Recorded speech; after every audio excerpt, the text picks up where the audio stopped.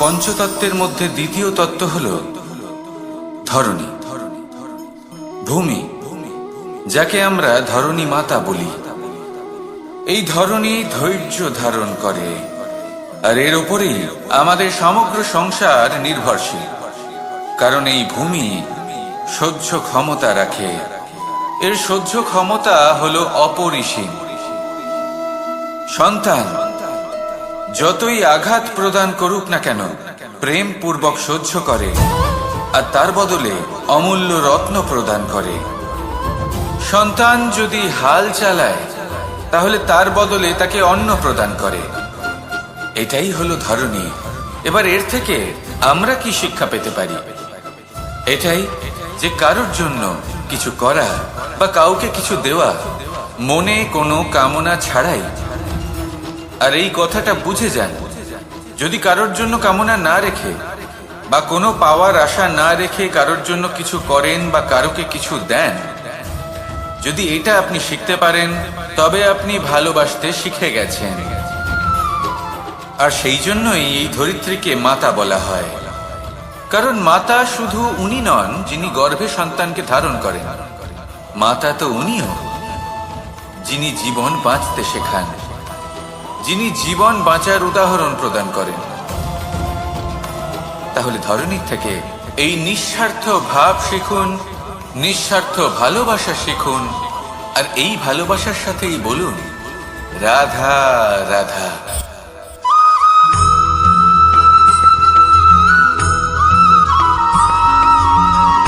কথায় আছে, অন্ধকারে প্রদীপ প্রজ্বলিত করলে চতুর্দিক আলোকিত হয়। কিন্তু যদি এই প্রদীপ আমি সূর্যের আলোর সম্মুখে সকালবেলায় প্রজ্বলিত করে রেখে দিই, তাহলে কি হবে? আপনি বলবেন যে এটা করে তো কোনো লাভই হলো না। সূর্যের প্রকাশের সামনে এই প্রদীপ আসলে কিছুই নয়। এবার এই চিন্তা ভাবনা প্রত্যেক দিন করতে হবে, আর একটা অমূল্য শিক্ষা পেতে হবে। মনে করুন যে আপনি মহাপুরুষের সামনে বসে আছেন, কোনো মহাজ্ঞানীর সামনে। তাহলে সেই ব্যক্তির সামনে নিজের জ্ঞানের প্রদীপ প্রজ্বলিত করবেন না,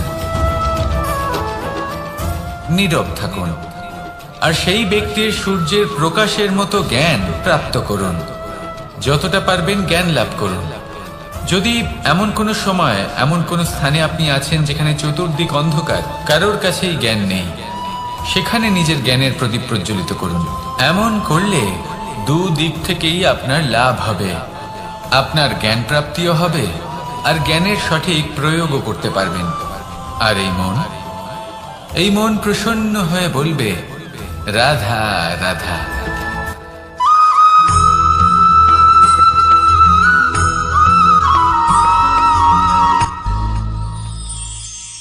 শিশিরের বিন্দু পাতার ওপর পড়ে আর তার গায়ে লেগে থাকে। পাতা তাকে শুষে নিতে পারে না, আর শেষ পর্যন্ত সে ঝরে পড়ে যায়। অন্যদিকে রয়েছে মেঘ এবং চাতক। এদের মধ্যে অনেক দূরত্ব থাকে। মেঘ থাকে আকাশে আর চাতক থাকে ধরিত্রীতে। কিন্তু যখন এই মেঘ থেকে বৃষ্টি ঝরে পড়ে, এই চাতক কিন্তু সেই জলই পান করে, নয়তো সে তৃষ্ণার্ত থেকে যায়। এবার অন্যদিকে দেখলাম শিশির বিন্দু আর পাতার এই সম্পর্ক। এরা খুব কাছাকাছি থাকে, ঘনিষ্ঠও থাকে। অন্যদিকে রয়েছে মেঘ এবং চাতকের সম্পর্ক, যাদের মধ্যে অনেক দূরত্ব থাকা সত্ত্বেও তারা খুব ঘনিষ্ঠ, তাই না? এই সারমর্ম খুব সরল। এই নৈকট্য, এই দূরত্ব, তা আপনার সম্পর্কে প্রভাব কিছুতেই ফেলতে পারে না। এই নৈকট্য, এই দূরত্ব, এইসব হলো শুধুমাত্র মনের ব্যাপার। কখনো আপনি অনুভব করেছেন আপনি কারোর থেকে অনেক অনেক দূরে আছেন, অনেক দূরে আছেন, তাও সেই ব্যক্তির প্রতি আপনি টান অনুভব করেন। সেখানে আপনি কারোর সাথে প্রত্যেক দিন অতিবাহিত করেন, সমস্ত জীবন অতিবাহিত করেন, সব থেকে বেশি সময় তার সাথে অতিবাহিত করেন, তাও তার প্রতি সেই টান অনুভব করেন না। এই সংকেত হলো মনের দূরত্বের। তাহলে মনের এই দূরত্ব দূর করুন আর আমার সাথে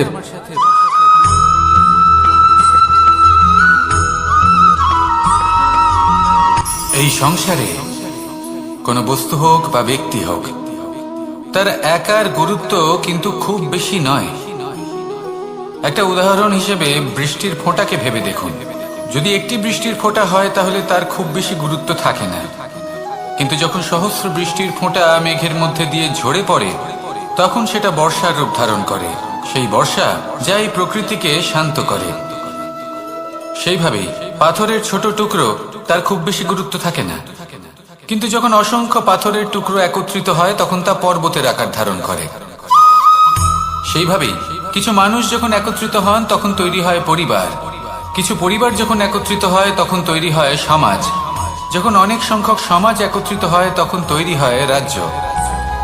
এবার এই রাজ্যের সব থেকে গুরুত্বপূর্ণ ব্যক্তি হতে পারেন রাজা, কিন্তু তাও সেই রাজা একা কিছু করতে পারেন না। যুদ্ধ লড়ার সময় তারও নিজের সৈন্যদলকে প্রয়োজন পড়ে।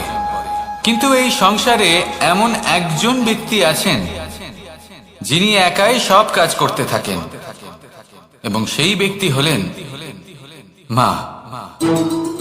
আমাদের জীবনে একজন পিতার ভূমিকা কিন্তু নিঃসন্দেহে অমূল্য, কিন্তু আমাদের সকলের জীবনে যে ভূমিকা একজন মায়ের তা অন্য কারোর থাকে না।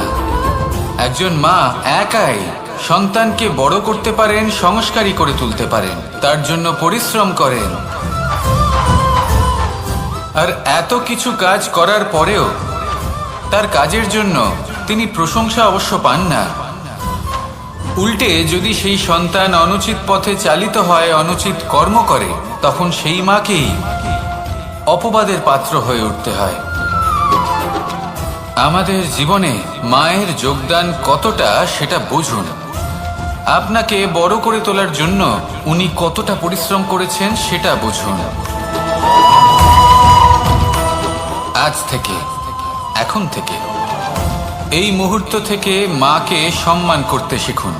যখন সময় পাবেন, যখন সুযোগ হবে, তখন তার প্রশংসা করুন, ওনারও ভালো লাগবে। আর মায়ের এই মমতার জন্য, তার এই ভূমিকার জন্য আসুন সবাই মিলে আমরা তাকে প্রণাম করি, আর সকলে মিলে ভালোবেসে বলি, রাধা রাধা।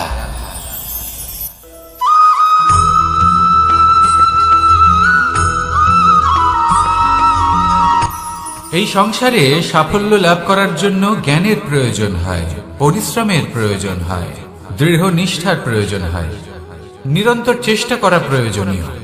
কিন্তু আরো কিছু আছে যা অত্যন্ত প্রয়োজনীয় এবং গুরুত্বপূর্ণ। তা হলো ভালো বন্ধু। তাদের থাকা অত্যন্ত প্রয়োজনীয়। যদি ভালো বন্ধু থাকে তাহলে সময় এলে তারা ঢাল হয়ে আপনাকে সুরক্ষা করবেন। সময় এলে অস্ত্রের মতো শত্রুকে সংহারও করবেন। যদি তিনি জ্ঞানী হন, তাদের মধ্যে সদ্গুণ থাকে, তাহলে এই সব গুণ আপনার মধ্যেও প্রবেশ করবে। তাহলে সাফল্যের জন্য ভালো বন্ধু পাওয়া অত্যন্ত প্রয়োজনীয়। কিন্তু শুধু বন্ধু কেন, ভালো শত্রুও থাকা প্রয়োজনীয়। এবার আপনি ভাববেন, আমি কি বললাম? যদি আপনার জীবনেও ভালো অর্থাৎ শক্তিশালী শত্রু থাকে, তাহলে আপনিও শক্তিশালী হতে থাকবেন। এই শত্রু আপনাকে প্রেরিত করবে আরো বেশি শক্তিশালী হয়ে ওঠার। কখনো কোনো হরিণকে দেখুন, তীব্র গতিতে দৌড়তে থাকে। কেন তীব্র গতিতে দৌড়য়? এই কারণে নয় যে কোথাও তার জন্য মধুর ঘাস অপেক্ষা করে রয়েছে, না। সে এই কারণে তীব্র গতিতে দৌড়য় কারণ সেটা না করলে তার পেছনে একটি সিংহ আছে যে ওকে নিজের ভোজন করে ফেলবে। তাই জীবনে বিপদ, সংকট, এই সবকিছুও হলো অত্যন্ত গুরুত্বপূর্ণ। তার সম্মুখীন হতে শিখুন, আর আমার সাথে ভালোবেসে বলুন, রাধা রাধা।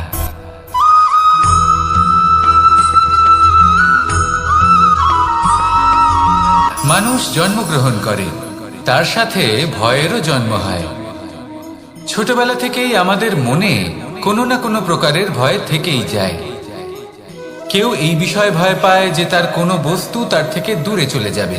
কেউ এই বিষয়ে ভয় পায় যে আমি নিজেকে হারিয়ে ফেলব।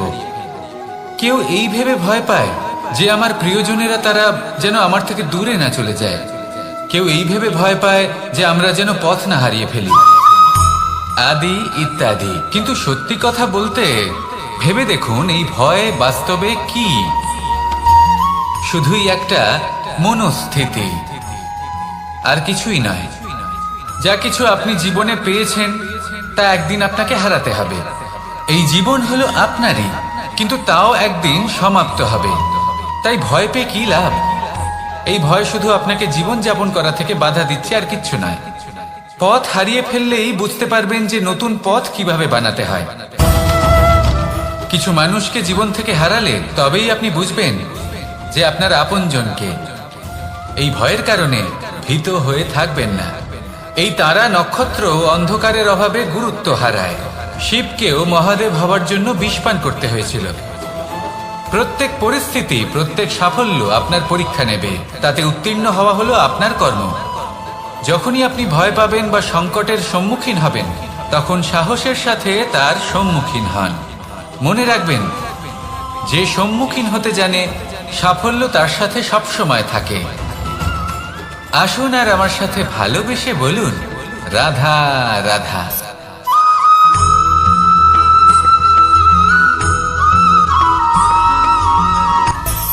মানুষের মধ্যে একটা বিচিত্র প্রবৃত্তি থাকে।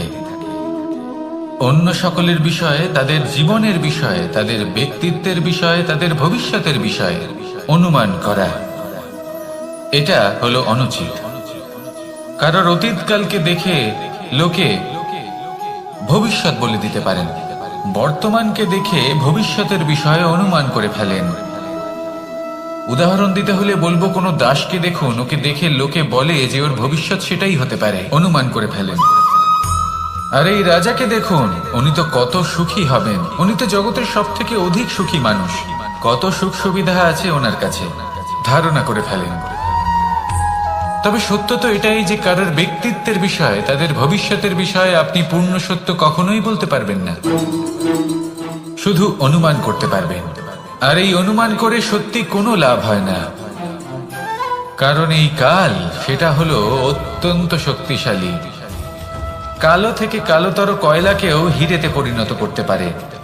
অনেক বড় বড় রাজাকেও বিদূষক বানিয়ে ফেলতে পারে এক মুহূর্তেই। তাহলে আপনি অনুমান করে কি লাভ? কি পেলেন অনুমান করে?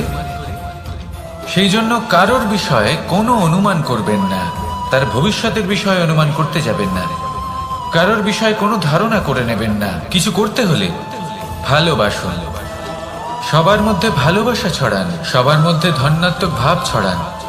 এই মন প্রসন্ন হয়ে বলবে, রাধা রাধা।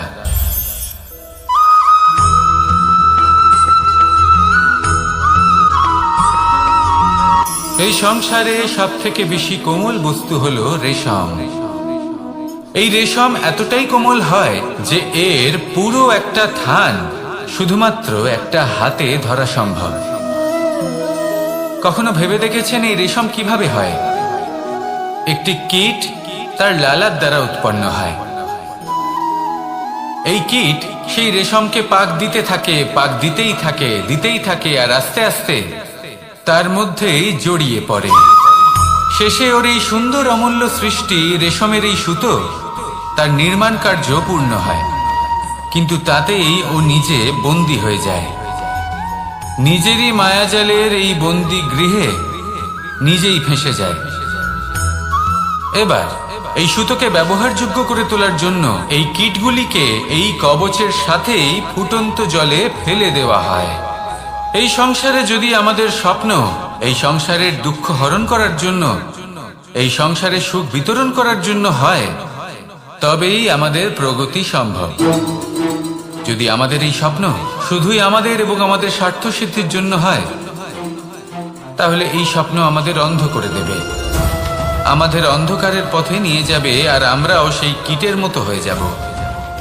নিজেদেরই মায়াজালে আমরা নিজেই ফেঁসে যাব, আর শেষে আমরা যদি কিছু লাভ করি তা হবে একাকিত্ব, অন্ধকারময় মৃত্যু। তাই স্বপ্ন অবশ্যই দেখুন, কিন্তু এমন ভাবে স্বপ্ন দেখবেন না যে তার এই বন্দিগৃহে আপনি নিজেই ফেঁসে গেলেন।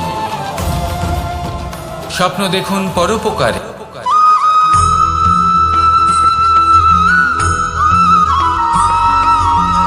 এই সংসারে প্রত্যেক মানুষ এটাই চান যে তিনি যেন ধনবান হন, আর্থিক অবস্থা তার ভালো থাকে, ওনার বাড়িতে লক্ষ্মীর আগমন হয়। কিন্তু সেটা হবে কি করে, সেটাই হলো প্রশ্ন। কেউ বলেন যে যদি পরিশ্রম করো তাহলে ধন অর্জন সম্ভব, কেউ বলেন যে যদি বিদ্যা লাভ হয় তবেই ধন অর্জন সম্ভব, কেউ বলেন যে যদি বলশালী হও তবেই সম্পন্ন থাকবে। ভালো কথা, যদি তাই হয়ে থাকে, তবে দিনমজুর সারা দিন পরিশ্রম করেন, তিনি কেন ধনী হন না? অনেকজন বিদ্বান মানুষ আছেন এই সংসারে, তারা কেন ধনবান হন না? অনেক সংখ্যক বলশালী ব্যক্তি আছেন, তাদের কাছে ধন নেই কেন? তাদের কেন ধনের অভাব হয়? আবার এমনও কিছু মানুষ আছেন যারা পরিশ্রম করেন, তারা দিনমজুর, কিন্তু তারা ধন অর্জন করতে পারেন। কিছু বিদ্বান ব্যক্তি আছেন যাদের কাছে অধিক মাত্রায় ধন রয়েছে, কয়েকজন বলশালী ব্যক্তি রয়েছেন যাদের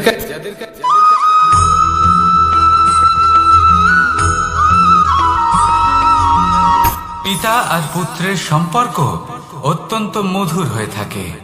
পিতা স্বপ্ন দেখেন, তাকে পূর্ণ করার সকল সম্ভাব্য চেষ্টা করেন, কিন্তু তাও অনেক সময় ওনার স্বপ্ন অপূর্ণ থেকে যায়। তখন পিতা ভাবেন যে স্বপ্ন উনি পূর্ণ করতে পারেননি, ওনার সন্তান তা অবশ্যই পূরণ করবে। যে স্থানে উনি কখনো পৌঁছতে পারেননি, সেই স্থানে ওনার পুত্র অবশ্যই পৌঁছবে। পিতা নিজের সন্তানের ভবিষ্যৎ নিয়ে সেই স্বপ্ন দেখেন, আর যখন সেই সন্তান সামনে এগোতে থাকে তখন তার দুঃখ হয় না, বরং গর্ব হয়। ওনার ভালো লাগে এটা দেখে যে ওনার সন্তান অনেক উন্নতি করছে। কিন্তু যখন সন্তান নিজের অভিভাবকের শক্তি দেখে, তার যশ দেখে হিংসা করতে থাকে, সমস্যা সেইখানেই শুরু হয়। সেই জন্য সকল সন্তানকে এটা মনে রাখতে হবে, দেখুন, পুত্র হবার সুবাদে, এক সন্তান হবার সুবাদে এটা হলো আপনার অধিকার যে আপনি আপনার পিতার থেকে বেশি উন্নতি করবেন। আপনার পিতাও এটাই চান, কিন্তু সুস্থভাবে এটা করুন। একটা রেখা টেনে নিন যাতে আপনি তাতে এগোতে পারেন আর আপনার পিতার তাতে গর্ববোধ হয়, আর সেই বিষয়ে দুঃখ না হয় যে আমার সন্তান আমাকেই ছোট করার চেষ্টা করছে।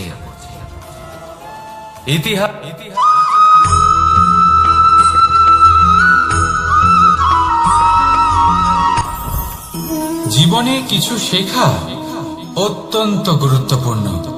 এবার কি কি শিখতে হবে সেই সব শেখানোর জন্য অনেক শিক্ষক রয়েছেন, কিন্তু কি শিখবেন না আর কি করবেন না, এটা আমাদের নিজের অভিজ্ঞতা দিয়ে শিখতে হয়। কিন্তু তার মানে এটা নয় যে যদি আপনাকে শিখতে হয় যে আগুনের তাপ কতটা, আপনাকে আগুনের মধ্যে হাত দিতে হবে না। অন্য কারোর অভিজ্ঞতা দ্বারাও শিখতে পারেন।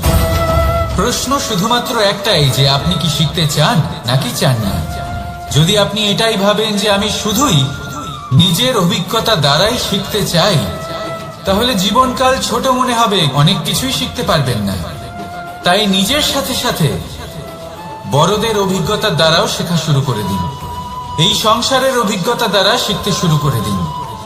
আর এটা নিশ্চিত রূপে শেখা আবশ্যক যে কখন কি করবেন না, কোথায় থামতে হবে আর কোথায় থামবেন না। তাহলে আসুন আর আমার সাথে ভালোবেসে বলুন, রাধা রাধা।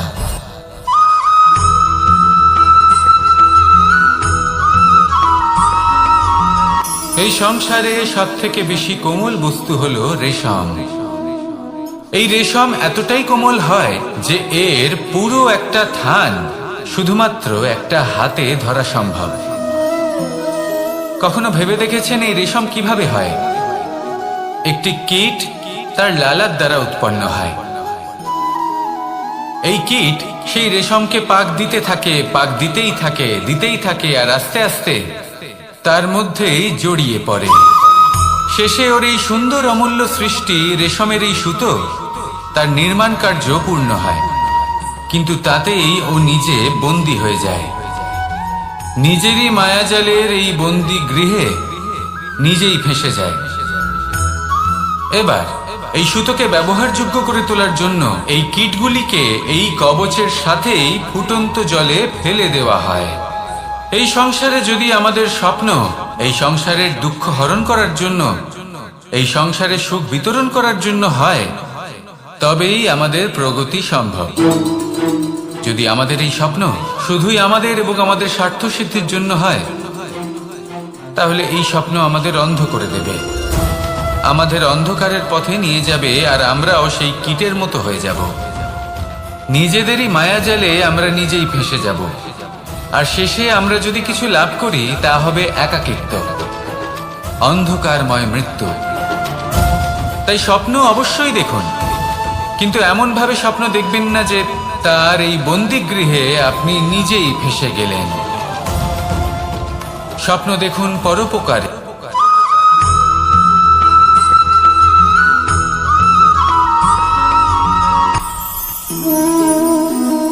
শক্তি এক অত্যন্ত বিচিত্র বস্তু, বা বলতে পারেন অনুভূতি। পিতা সবসময় চান যেন তিনি তার শক্তি পুত্রকে। আসুন আপনাকে সহজে বোঝাই। যদি আপনি সুপাত্র হন আর আপনাকে শক্তি দেওয়া হয়, তাহলে আপনি সেই শক্তির গুরুত্ব বুঝবেন, কোথায় সেই শক্তি প্রয়োগ করা উচিত সেটা বুঝবেন। আর এটা যেহেতু অর্জন করা শক্তি হবে, সেই শক্তির অপব্যবহার হবে না। কিন্তু যদি এই আপনি কুপাত্র হন আর যদি আপনাকে এই শক্তি দেওয়া হয়, তাহলে কি হবে? দেখতে গেলে এই শক্তি আপনি দান হিসেবে পেয়েছেন, তাই না আপনি এই শক্তির গুরুত্ব বুঝবেন, আর না এর প্রয়োগ আপনি জানবেন। তার অপব্যবহার হওয়া সুনিশ্চিত। তাই যদি আপনি কোনো শক্তি অর্জন করতে চান, তাহলে আগে তার যোগ্য হয়ে উঠুন, পুত্র নয় পাত্র হয়ে উঠুন। আর আমার সাথে ভালোবেসে বলুন, রাধা রাধা।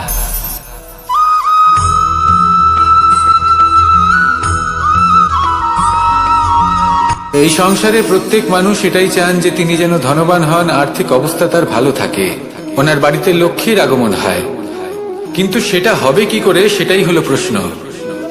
কেউ বলেন যে যদি পরিশ্রম করো তাহলে ধন অর্জন সম্ভব, কেউ বলেন যে যদি বিদ্যা লাভ হয় তবেই ধন অর্জন সম্ভব, কেউ বলেন যে যদি বলশালী হও তবেই সম্পন্ন থাকবে। ভালো কথা, যদি তাই হয়ে থাকে, তবে দিনমজুর সারা দিন পরিশ্রম করেন, তিনি কেন ধনী হন না? অনেকজন বিদ্বান মানুষ আছেন এই সংসারে, তারা কেন ধনবান হন না? অনেক সংখ্যক বলশালী ব্যক্তি আছেন, তাদের কাছে ধন নেই কেন? তাদের কেন ধনের অভাব হয়? আবার এমনও কিছু মানুষ আছেন যারা পরিশ্রম করেন, তারা দিনমজুর, কিন্তু তারা ধন অর্জন করতে পারেন। কিছু বিদ্বান ব্যক্তি আছেন যাদের কাছে অধিক মাত্রায় ধন রয়েছে, কয়েকজন বলশালী ব্যক্তি রয়েছেন যাদের কাছে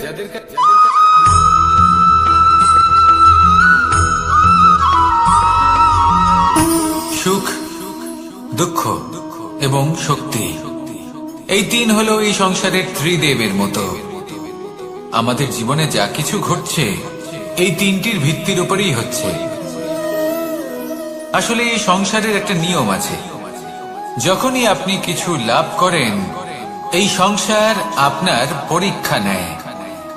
এটা জানার জন্য আপনার পরীক্ষা নেয় যে আপনি যা কিছুই লাভ করেছেন, আপনি কি আদৌ সেটার যোগ্য কিনা। ঠিক সেইভাবেই এই সুখ, দুঃখ এবং শক্তি আপনার পরীক্ষা নিয়ে থাকে।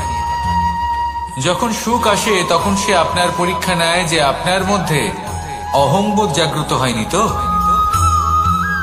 যদি অহংবোধ চলে আসে তাহলে সুখ সেখানেই সঙ্গ ত্যাগ করে। দুঃখ আপনার ধৈর্যের পরীক্ষা নিতে থাকে, আর যদি আপনার মধ্যে ধৈর্য না থাকে তাহলে এটা আপনাকে আরো বেশি দুঃখের গভীর অন্ধকারে ঠেলে দেবে। সেখানে শক্তি পরীক্ষা নেয় আপনার বিনম্রতার। যদি আপনি বিনম্র না হন, তাহলে হয় এই শক্তি আপনার সঙ্গ ত্যাগ করবে, নয় এই শক্তি বিনম্রতার অভাবে আপনার পতনের কারণ হতে পারে। এই সংসারে যে কোনো ব্যক্তি যিনি এই পরীক্ষায় উত্তীর্ণ হয়ে থাকেন, এই জীবনে তিনি সাফল্য লাভ করেন। আসুন আমার সাথে ভালোবেসে বলুন, রাধা রাধা।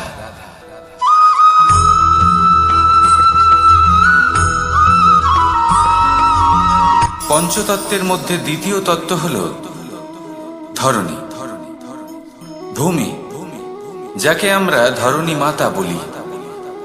এই ধরণী ধৈর্য ধারণ করে, আর এর উপরেই আমাদের সমগ্র সংসার নির্ভরশীল। কারণ এই ভূমি সহ্য ক্ষমতা রাখে, এর সহ্য ক্ষমতা হলো অপরিসীম।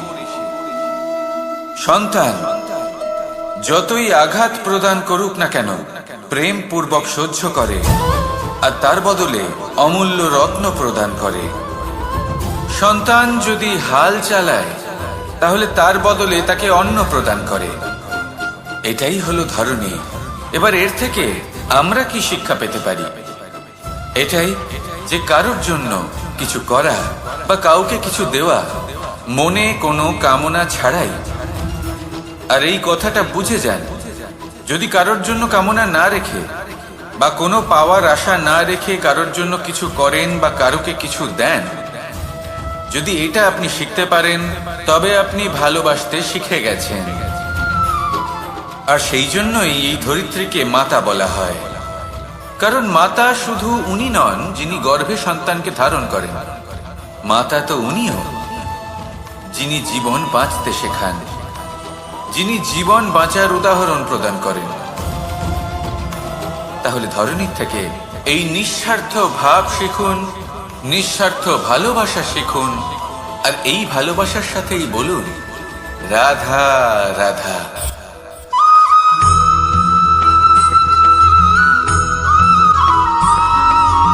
মানুষ জন্মগ্রহণ করে, তার সাথে ভয়েরও জন্ম হয়। ছোটবেলা থেকেই আমাদের মনে কোনো না কোনো প্রকারের ভয় থেকেই যায়। কেউ এই বিষয়ে ভয় পায় যে তার কোনো বস্তু তার থেকে দূরে চলে যাবে, কেউ এই বিষয়ে ভয় পায় যে আমি নিজেকে হারিয়ে ফেলব, কেউ এই ভেবে ভয় পায় যে আমার প্রিয়জনেরা তারা যেন আমার থেকে দূরে না চলে যায়, কেউ এই ভেবে ভয় পায় যে আমরা যেন পথ না হারিয়ে ফেলি, আদি ইত্যাদি। কিন্তু সত্যি কথা বলতে, ভেবে দেখুন এই ভয় বাস্তবে কি? শুধুই একটা মনস্থিতি, আর কিছুই নয়। যা কিছু আপনি জীবনে পেয়েছেন তা একদিন আপনাকে হারাতে হবে। এই জীবন হলো আপনারই, কিন্তু তাও একদিন সমাপ্ত হবে। তাই ভয় পেয়ে কি লাভ? এই ভয় শুধু আপনাকে জীবন যাপন করা থেকে বাধা দিচ্ছে, আর কিচ্ছু নয়।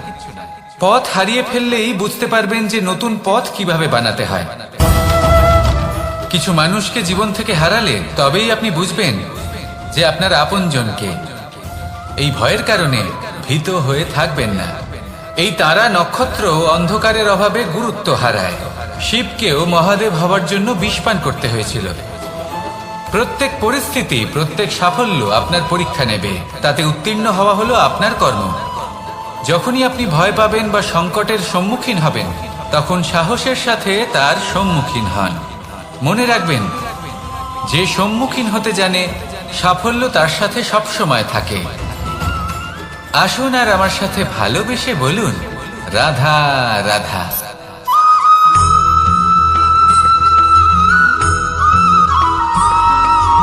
জীবনে অগ্রসর হওয়ার জন্য আমাদের কাকে প্রয়োজন হয়? মাতা পিতা, বন্ধু, প্রেম, সাহায্য, অর্থ, পরিশ্রম, আশা। ভিন্ন ভিন্ন মানুষ ভিন্ন ভিন্ন বিকল্প চয়ন করে। যদি আমি আপনাকে বলি, তাহলে জয় আর পরাজয়ের মন্ত্র দুটো শব্দের উপর নির্ভর করে, মেনে নেওয়া আর দৃঢ় হওয়া। যদি মেনে নেন তাহলে হেরে যাবেন, যদি দৃঢ় হন তাহলে নিশ্চিত রূপে জয়ী হবেন। যদি কখনো আপনি ক্লান্ত হয়ে ওঠেন, আপনি দুঃখী হন, পুরোপুরি ভেঙে পড়েছেন, তখন মেনে নেবেন না যে আপনি ভেঙে পড়েছেন, নয়তো হেরে যাবেন। তখন উল্টে স্থির করবেন যে যাই হয়ে যাক না কেন, আমি জয়ী হবই। আর আপনি দেখবেন যে জয় নিশ্চিত রূপে আপনার কাছেই আসবে। তাহলে এই কথা মনে রাখবেন আর আমার সাথে ভালোবেসে বলবেন রাধা রাধা।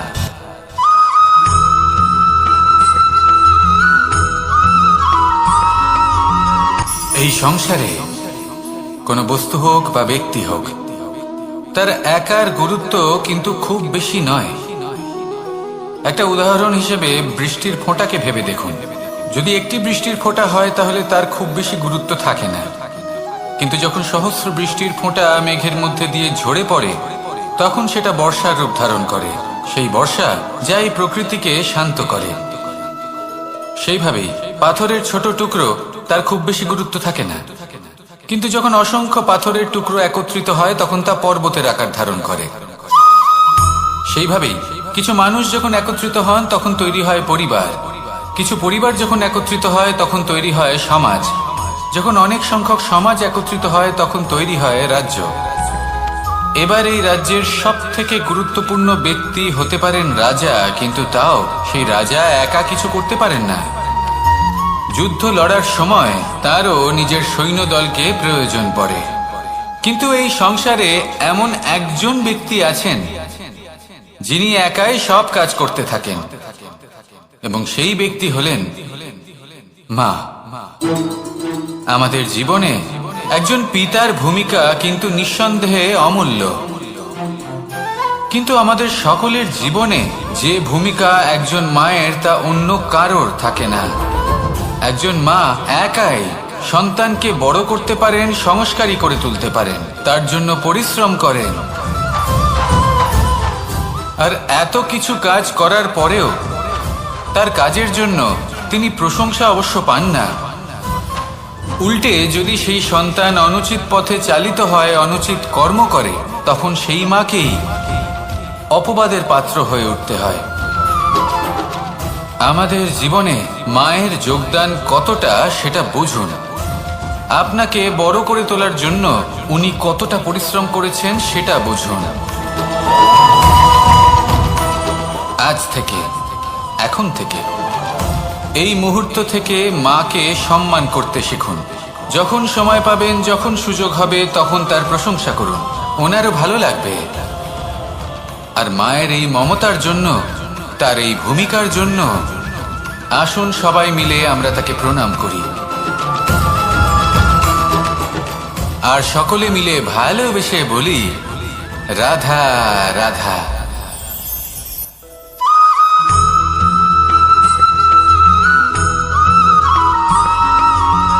এই সংসারের সব থেকে গুরুত্বপূর্ণ তত্ত্ব কোনটা? প্রথম হলো সময়।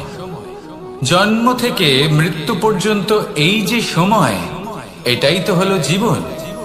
দ্বিতীয় হলো জীবন, যাতে আমরা সময়ের সদ্ব্যবহার করি, শ্রেষ্ঠ থেকে শ্রেষ্ঠতর কাজ করার চেষ্টা করি। বহু বছরের এই পরম্পরা, এই সংস্কৃতিকে এগিয়ে নিয়ে যাওয়ার চেষ্টা করি। এই সংসারে আমরা অংশগ্রহণ করতে চেষ্টা করি। তৃতীয় হলো ধন, সেই ধন যা প্রত্যেক ব্যক্তি অর্জন করতে চেষ্টা করেন। এবার এই তিনটি তত্ত্বের মধ্যে একটা সামঞ্জস্য আছে, সমান ব্যাপার আছে। সে ধনই হোক বা সময় হোক বা হোক জীবন। আর সেই সমান ব্যাপার হলো যে যদি আপনি এটা গণনা করতে থাকেন তাহলে তা কমতে থাকে, যদি আপনি এটা ব্যবহার করেন তাহলে তা বাড়তে থাকে। একে সংগঠিত করে রাখতে চেষ্টা করলে এ হাত থেকে ফসকে যায়, কিন্তু যদি আপনি একে সামলে রাখতে শিখে যান তাহলে এমন কাজ করবেন যাতে সংসারের সাথে সাথে পরবর্তী প্রজন্ম লাভবান হবে। যদি কিছু শিখতে চান তাহলে সামলাতে শিখুন, গণনা করা বা সংগঠিত করা নয়। আসুন আর আমার সাথে ভালোবেসে বলুন রাধা রাধা।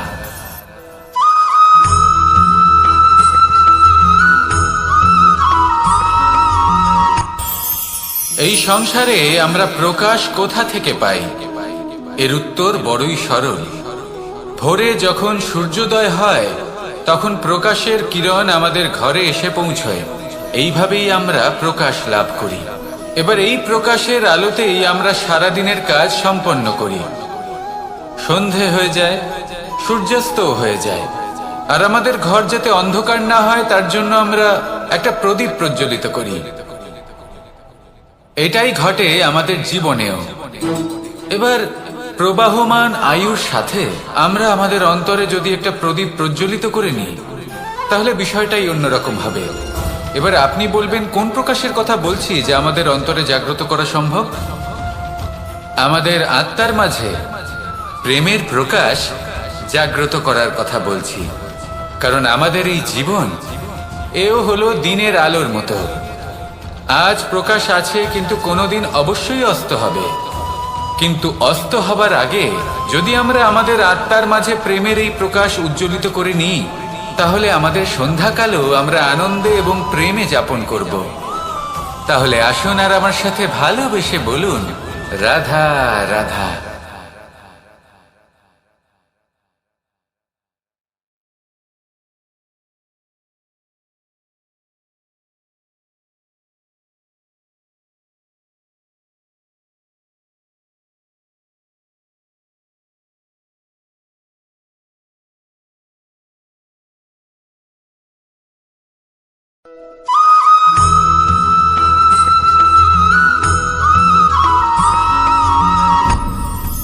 আপনি কি কখনো কোনো জলের ধারা দেখেছেন? তার সামনে যতই মাটি থাকুক না কেন, যতই কাদা থাকুক না কেন, যখন এই জলের ধারা বইতে আরম্ভ করে দেয়, তাহলে নিজের মনের, নিজের ভাবনার, নিজের জীবনের যত অনাবশ্যক তত্ত্ব আছে, অনুপযোগী অংশ রয়েছে, অর্থাৎ অপরিষ্কার অংশ রয়েছে, তা নিজে থেকেই নির্মল হয়ে উঠবে। আর যেরকম জলের ধারা কখনো থেমে থাকে না, সব সময় বয়ে চলে, সেইভাবে আপনিও কখনোই থামবেন না। সবসময় বয়ে চলুন, এগোতে থাকুন। পথে যদি অনেক বিপদ আসে, সমস্যা আসে, থামবেন না, তার উপর নিরন্তর প্রহার করুন, নিরন্তর প্রয়াস করুন আর অগ্রসর হন।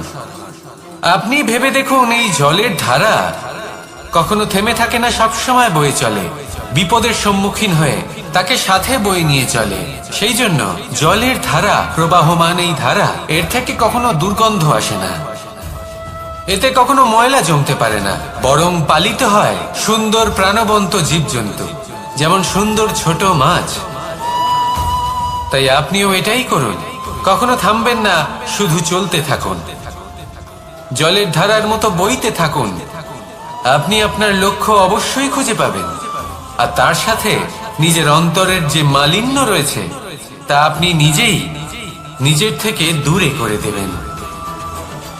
তাহলে আসুন আর আমার সাথে ভালোবেসে বলুন, রাধা রাধা।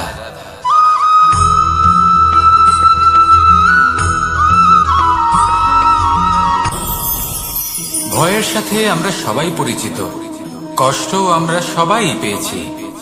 কখনো কখনো আমরা অসুস্থ হয়ে পড়ি, আর এমন সময় হলে মাতার মমতা, কখনো বাবার স্নেহ, কখনো বন্ধুদের পাশে থাকার অনুভূতি আমাদের রোগ নিরাময়ে সাহায্য করে।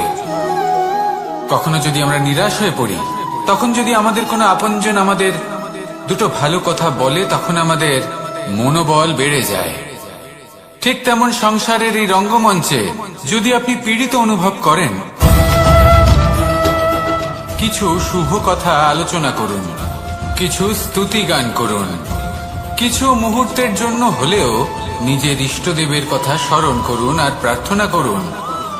সাহস বাড়বে, শক্তিও বৃদ্ধি পাবে এবং সামনে এগিয়ে চলার পথও দেখতে পাবেন। তখন এই মন প্রসন্ন হয়ে বলবে, রাধা রাধা।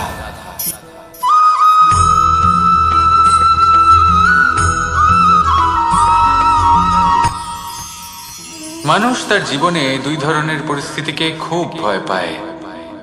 এক, কোনো কারণবশত কারোর সামনে নত হওয়া। দুই, কোনো কারণে নিজের চরিত্র থেকে, নিজের মূল্যবোধ থেকে বিচ্যুত হওয়া।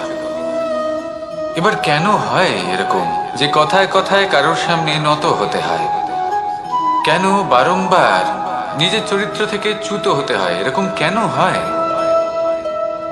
এটা তখনই হয় যখন আমাদের শিক্ষা এবং মূল্যবোধের অভাব থাকে।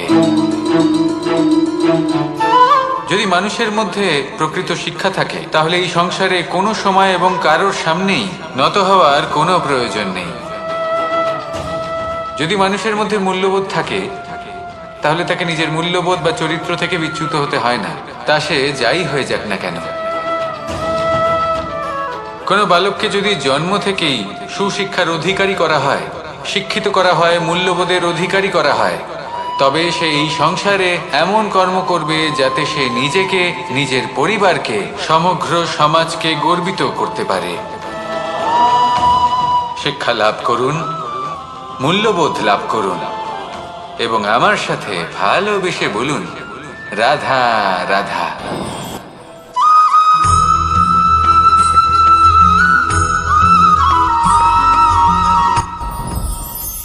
সাথী।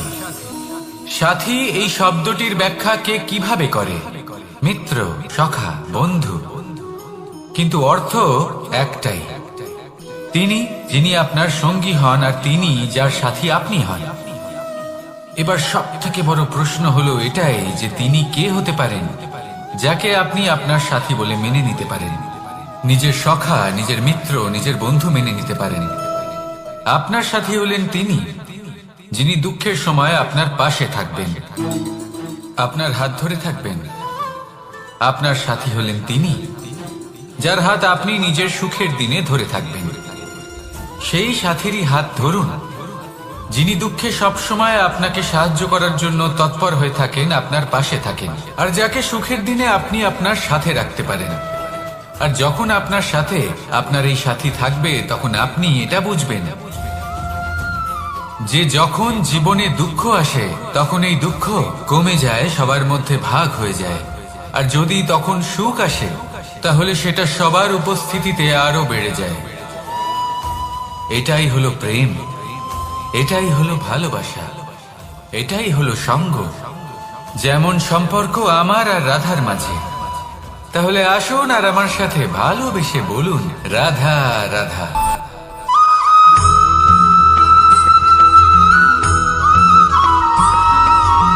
কখনো কখনো আমরা ভাবি যে কোনো ব্যক্তি যিনি ধর্মের পথে চলেছেন, যদি তার দ্বারা কোনো ভুল হয়ে থাকে তাহলে নিয়তি তাকে সেই মুহূর্তেই কঠোর শাস্তি দেন।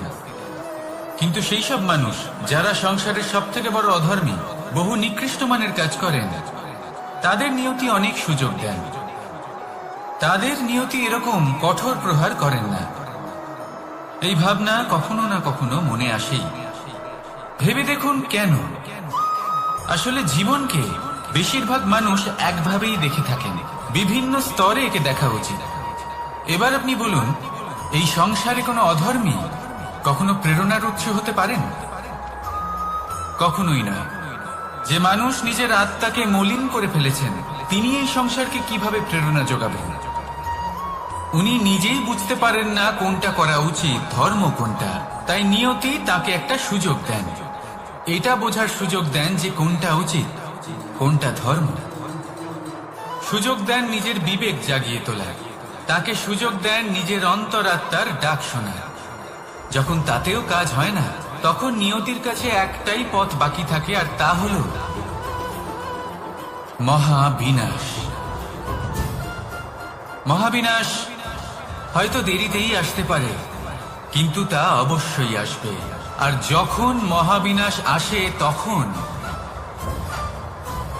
মহাবিনাশের যন্ত্রণা সমগ্র মানব জীবনের যন্ত্রণার থেকে অনেক বেশি হয়। এই কথাটা সবসময় মনে রাখবেন।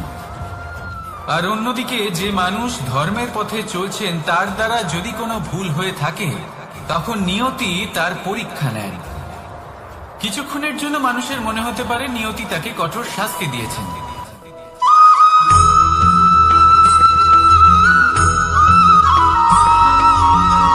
মানুষের মানসিকতা এমন হয় যে সে যতটা করে আশা করে যে তার থেকে অনেক বেশি তার বদলে সে পাবে।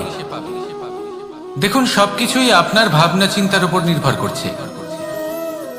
আপনি যদি ফলের বিষয়ে ভেবে কর্ম করতে থাকেন তাহলে সেটা অনুচিত।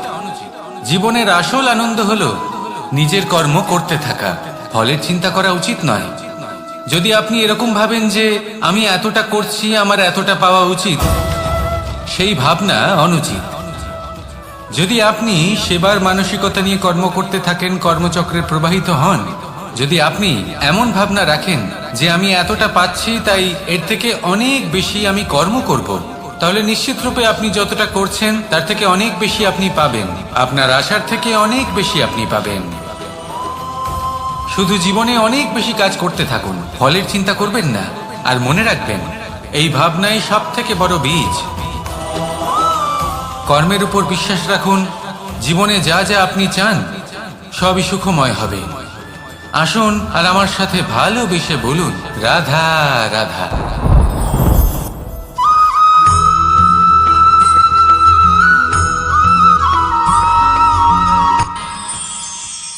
আমরা সবাই সূর্যকে সম্মান কেন করি? কারণ আমরা জানি যে সন্ধেবেলা যখন সূর্যাস্ত হবে তখন শুধুমাত্র অন্ধকার বাকি থাকবে। ঠিক কিছুটা এরকমই হয় আমাদের মাতা পিতাও, যিনি আমাদের জন্ম দেন, আমাদের ভরণ পোষণ করেন, আমাদের বড় করেন, আমাদের প্রেম প্রদান করেন। কখনো কখনো তাদের মুখ থেকে কটু কথা নিঃসৃত হয়, আমাদের দুঃখ হয়, কিন্তু তখন আমাদের এটা বোঝা উচিত এগুলি নিঃসৃত হচ্ছে আমাদেরই মঙ্গলের জন্য। যেমন সূর্যদেব, উনিও উত্তাপ দিয়ে থাকেন আমাদেরই মঙ্গলের জন্য, যাতে ফসল পাকতে পারে, যাতে জল বাষ্প হয়ে মেঘ হতে পারে, বৃষ্টি হতে পারে, আর এই সংসারে নিরন্তর জলের প্রবাহ থাকে। আমাদের মাতা পিতা, তাদের কঠোর আচরণ, তাদের কঠোর অনুশাসনের পেছনে লুকিয়ে থাকে ওনাদের ভালোবাসা। আমাদের তা বুঝতে হবে, সসম্মানে ওনাদের গ্রহণ করতে হবে। কারণ ঠিক সূর্যাস্তের পরে যেমন চতুর্দিক অন্ধকারচ্ছন্ন হয়ে যায়, তেমনি আমাদের জীবন থেকে যখন আমাদের মাতা পিতা চলে যায় তখন আমাদের জীবনেও শুধু এবং শুধুমাত্র অন্ধকারই ছেয়ে থাকে। সেই জন্য নিজের মাতা পিতাকে সম্মান করুন, ওনাদের ভালোবাসা প্রদান করুন। এই মন আর এই জীবন প্রসন্ন হয়ে বলবে, রাধা রাধা।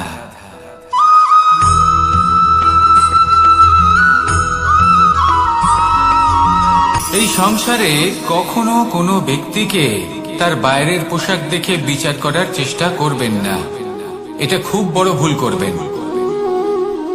যেমন আমরা জীবনে অনেক সময় এমন করি, ধরুন কোথাও একটা গাছ দেখলাম, খুব বিশাল আকারের একটা গাছ, যেটা মাটির থেকে অনেক উঁচুতে পৌঁছে গেছে, যার বিশাল শাখা আছে। সেগুলো দেখে আমরা ভাবি যে এই গাছে হয়তো কত সুস্বাদু ফল আছে, আমরা সেই গাছের পরিচর্যা করতে থাকি। আবার অন্যদিকে হলো একটি তৃণ, যেটা মাটি থেকে কিছুটা উঁচুতে পৌঁছেছে, কিন্তু সেই তৃণর নিচে, মাটির নিচে অত্যন্ত সুস্বাদু ফল বা সবজি জন্ম নেয়, যা আমাদের স্বাস্থ্যের পক্ষে অত্যন্ত উপকারী। সেই জন্য কখনো আবরণ দেখে কাউকে বিচার করতে চেষ্টা করবেন না। তার বদলে এটা বোঝার চেষ্টা করুন যে আপনার সামনে যে ব্যক্তি আছে বা বস্তু আছে তার বিশেষত্ব কি। যদি এই বিশেষত্ব বোঝার ক্ষমতা আপনি অর্জন করেন, যদি এই শিল্প আপনি নিজের ভেতরে জাগ্রত করেন, তাহলে এই সংসারে বিশেষত্ব কি সেটা আপনি জানতে পারবেন। আর এই সমস্ত খেলা দৃষ্টি থেকে নয়, দৃষ্টিভঙ্গি থেকে জন্ম নেয়। দৃষ্টিভঙ্গি সবসময় শুভ রাখুন আর আমার সাথে ভালোবেসে বলুন, রাধা রাধা।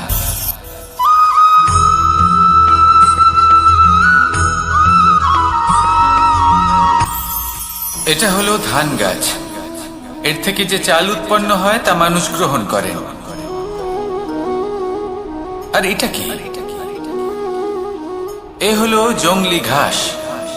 একবার ভেবে দেখুন, যদি এই জংলি ঘাস ধান গাছের আশেপাশে থাকে তাহলে কি হবে? ধান উৎপন্ন হতে পারবে? তা উৎকৃষ্ট হতে পারবে? আমরা কি তা গ্রহণ করতে পারবো? কখনোই নয়। এই জংলি ঘাস ধানকে নষ্ট করে দেবে, কিন্তু নিজে জীবিত থাকবে। এটাই হলো আজকের শিক্ষা। এই সংসারে যদি আপনি নীতির পথে চলতে চান, উচিত কর্ম করতে চান, সংসারকে সেবা করতে চান, তাহলে জংলি ঘাসের মতো ব্যক্তিদের থেকে সবসময় দূরে থাকতে হবে। সেই ব্যক্তি যারা দুর্নীতি এবং মিথ্যা দ্বারা পরিপূর্ণ, যাদের ব্যবহার অশুভ, যাদের অনেক অশুভ গুণ রয়েছে, তারা সঠিক নয়। সেই সকল ব্যক্তি যাদের চরিত্র অত্যন্ত দুষ্ট হয়, তারা হয় শুভ চরিত্রের ব্যক্তিকে একদম নষ্ট করে দেয়, নয় নিজের মতো বানিয়ে তোলে। তাই যদি আপনি নীতির পথে চলতে চান, এই সংসারের জন্য শুভ কর্ম করতে চান, তাহলে সেই সঙ্গ লাভ করুন যে সঙ্গ জ্ঞানে পরিপূর্ণ, যাদের মধ্যে অনেক গুণ আছে, যাদের থেকে প্রতিদিন কিছু শিখতে পারবেন, এমন ব্যক্তির সাথে জীবন অতিবাহিত করুন। দুরাচারীদের থেকে দূরে থাকুন। তবেই এই মন প্রসন্ন হয়ে বলবে, রাধা রাধা।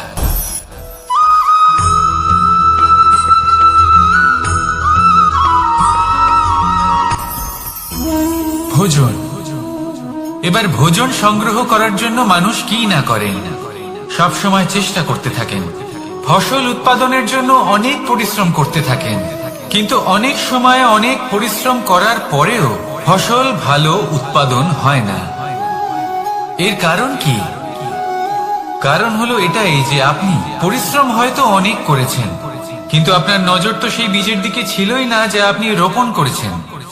সেই জন্য সব সময় কোনো বীজ রোপণ করার আগে তাকে পরখ করে দেখুন, তা অত্যন্ত আবশ্যক। আর সেইভাবেই যখনই কোনো কর্মের প্রশ্ন আসে, তাহলে সেখানে শুধুমাত্র পরিশ্রম যথেষ্ট নয়। সেই কাজের প্রতি আপনার কর্তব্য কি, আপনার উদ্দেশ্য কি, সেটা জানা হলো অত্যন্ত গুরুত্বপূর্ণ। তাই কর্ম করুন, কিন্তু সেই কর্মের প্রতি আপনার যা উদ্দেশ্য তার মাহাত্ম্য বুঝতে চেষ্টা করুন। তাহলে আসুন আমার সাথে ভালোবেসে বলুন, রাধা রাধা।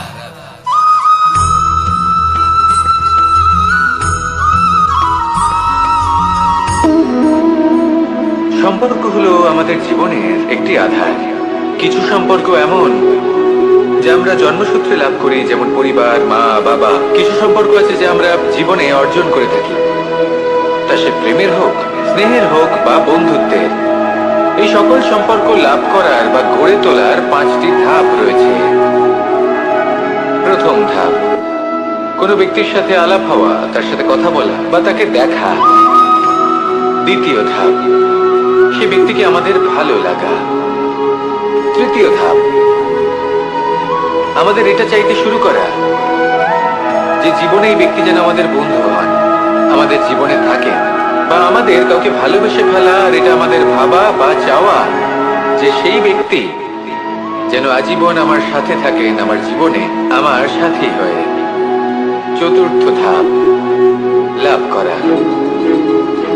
এবার এই ধাপটি অনেক মানুষের পক্ষেই খুবই সরল হয়, বড়ই সরল ভাবে নিজেদের সঙ্গীকে লাভ করে থাকেন। কিছু মানুষের জন্য এই ধাপ অত্যন্ত কঠিন হয়ে থাকে। অনেক প্রতিকূল পরিস্থিতির উপর জয়লাভ করে তারা সঙ্গীকে লাভ করেন, কিন্তু লাভ অবশ্যই করেন। এরপরে আসে পঞ্চম, অন্তিম এবং সব থেকে গুরুত্বপূর্ণ ধাপ। সেটা হলো সেই সম্পর্ক পালন করা। এটা হলো এমন এক বিষয় যা প্রত্যেক মানুষের শেখা উচিত। যদি ব্যক্তি নিজের জীবনে সম্পর্ক রক্ষা করতে শিখে যান, তবে প্রত্যেক সম্পর্ক তার জীবনকে স্বর্গ করে তুলবে। আসুন আর আমার সাথে ভালোবেসে বলুন, রাধা রাধা।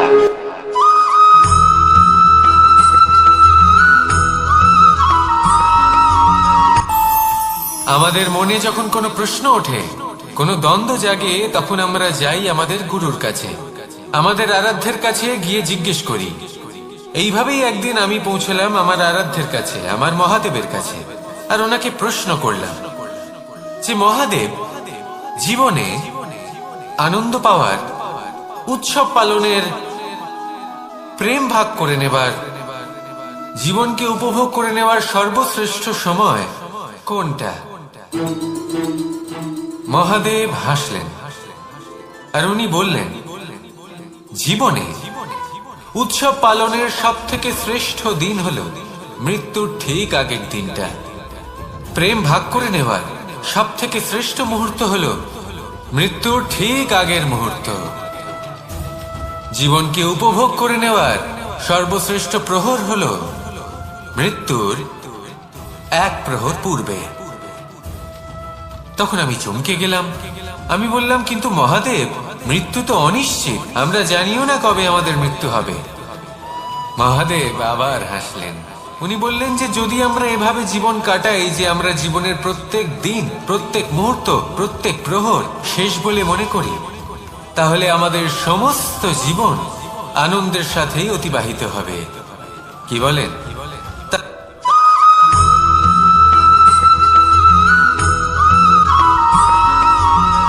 এই সংসারে কোনো বস্তু হোক বা ব্যক্তি হোক, তার একার গুরুত্ব কিন্তু খুব বেশি নয়।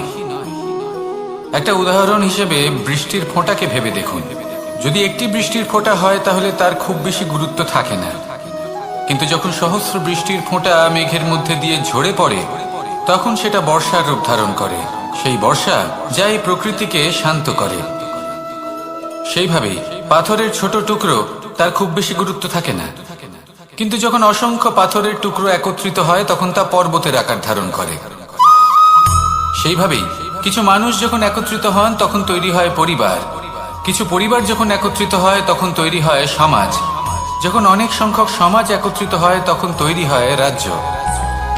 এবার এই রাজ্যের সব থেকে গুরুত্বপূর্ণ ব্যক্তি হতে পারেন রাজা, কিন্তু তাও সেই রাজা একা কিছু করতে পারেন না।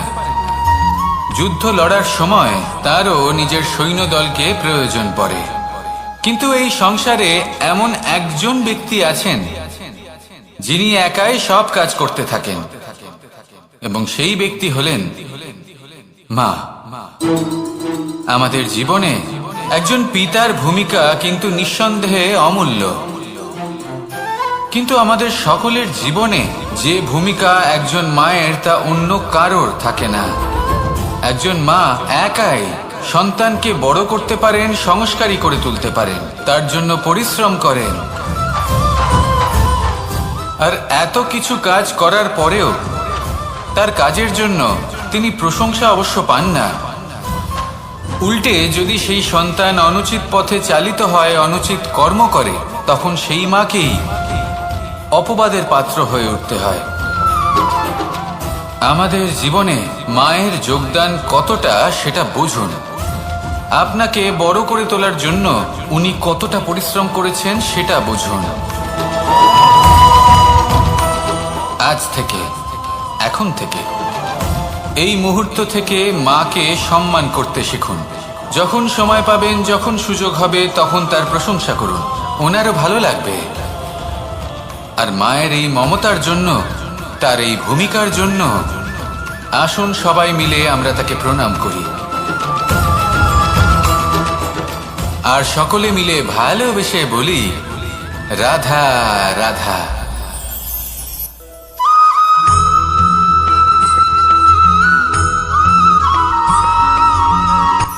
এই সংসারে সাফল্য লাভ করার জন্য জ্ঞানের প্রয়োজন হয়, পরিশ্রমের প্রয়োজন হয়, দৃঢ় নিষ্ঠার প্রয়োজন হয়, নিরন্তর চেষ্টা করা প্রয়োজনীয়। কিন্তু আরো কিছু আছে যা অত্যন্ত প্রয়োজনীয় এবং গুরুত্বপূর্ণ। তা হলো ভালো বন্ধু। তাদের থাকা অত্যন্ত প্রয়োজনীয়। যদি ভালো বন্ধু থাকে তাহলে সময় এলে তারা ঢাল হয়ে আপনাকে সুরক্ষা করবেন। সময় এলে অস্ত্রের মতো শত্রুকে সংহারও করবেন। যদি তিনি জ্ঞানী হন, তাদের মধ্যে সদ্গুণ থাকে, তাহলে এই সব গুণ আপনার মধ্যেও প্রবেশ করবে। তাহলে সাফল্যের জন্য ভালো বন্ধু পাওয়া অত্যন্ত প্রয়োজনীয়। কিন্তু শুধু বন্ধু কেন, ভালো শত্রুও থাকা প্রয়োজনীয়। এবার আপনি ভাববেন, আমি কি বললাম? যদি আপনার জীবনেও ভালো অর্থাৎ শক্তিশালী শত্রু থাকে, তাহলে আপনিও শক্তিশালী হতে থাকবেন। এই শত্রু আপনাকে প্রেরিত করবে আরো বেশি শক্তিশালী হয়ে ওঠার। কখনো কোনো হরিণকে দেখুন, তীব্র গতিতে দৌড়তে থাকে। কেন তীব্র গতিতে দৌড়য়? এই কারণে নয় যে কোথাও তার জন্য মধুর ঘাস অপেক্ষা করে রয়েছে, না। সে এই কারণে তীব্র গতিতে দৌড়য় কারণ সেটা না করলে তার পেছনে একটি সিংহ আছে যে ওকে নিজের ভোজন করে ফেলবে। তাই জীবনে বিপদ, সংকট, এই সবকিছুও হলো অত্যন্ত গুরুত্বপূর্ণ। তার সম্মুখীন হতে শিখুন, আর আমার সাথে ভালোবেসে বলুন রাধা রাধা।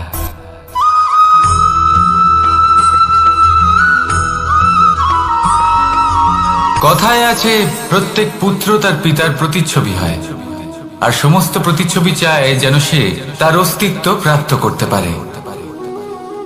পুত্র চায় সে যেন তার পিতার মতো হয়, বা কখনো কখনো তার থেকেও শ্রেষ্ঠ হয়।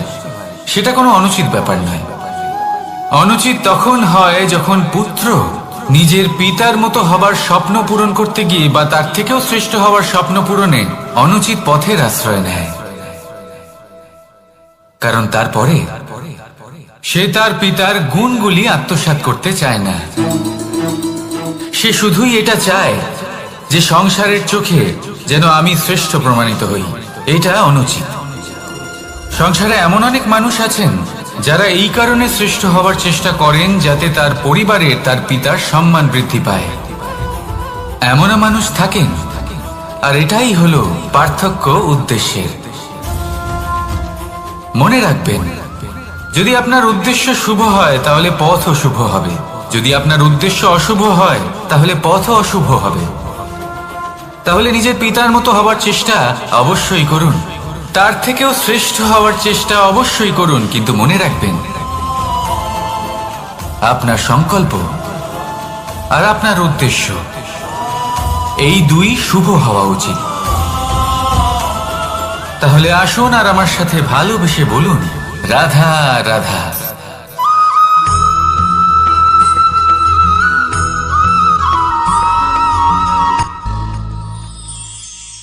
শিশিরের বিন্দু পাতার ওপর পড়ে আর তার গায়ে লেগে থাকে।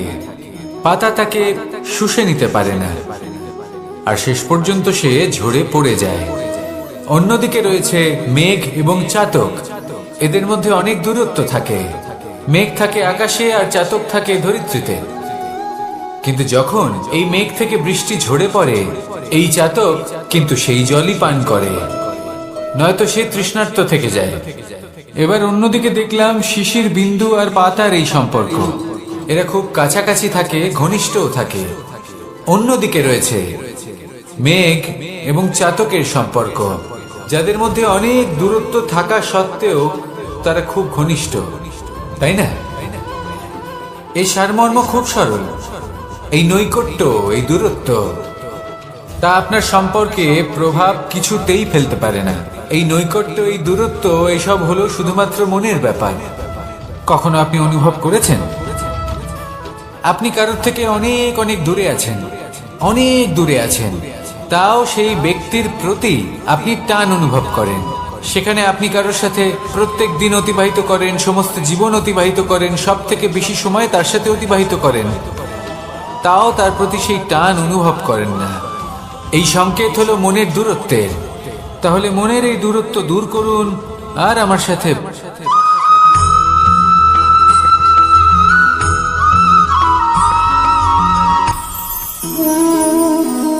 শক্তি এক অত্যন্ত বিচিত্র বস্তু, বা বলতে পারেন অনুভূতি।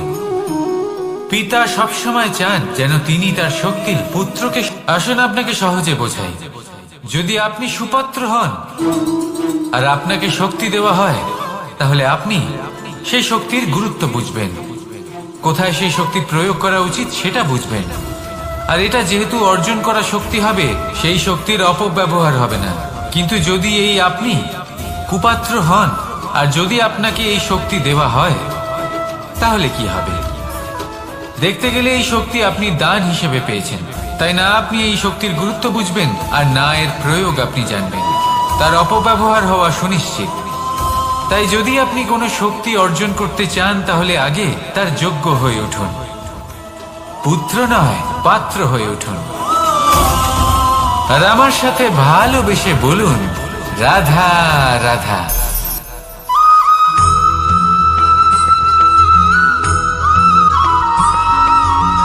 ভালো, শুধু ওনাদের কঠোর ব্যবহার দেখলে আমরা একটু ভয় পেয়ে যাই। এবার ওনাদের এই কঠোর ব্যবহার আমাদের ভালো না লাগলেও অত্যন্ত আবশ্যক, কারণ মাতার থেকে আমরা যে শক্তি লাভ করি তা যেন নিয়ন্ত্রণ হারিয়ে বিধ্বংসী না হয়ে ওঠে। আমরা যেন কোনো কুপথে না চলে যাই, আমরা কখনো যেন দোষ না করে ফেলি। শুধু সেই জন্য পিতা এবং গুরু একটু কঠোর হয়ে ওঠেন, এবং ওনাদের এই কঠোর আচরণ ভবিষ্যতে গিয়ে আমরা অবশ্যই বুঝতে পারি। জীবনে কিছু বছর আমরা এগিয়ে যাই আর তারপর আমরা বুঝতে পারি যে বাবা এবং গুরু আমাদের যথেষ্ট ভালোবাসতেন, কিন্তু ওনাদের ভালোবাসার বহিঃপ্রকাশ আলাদা।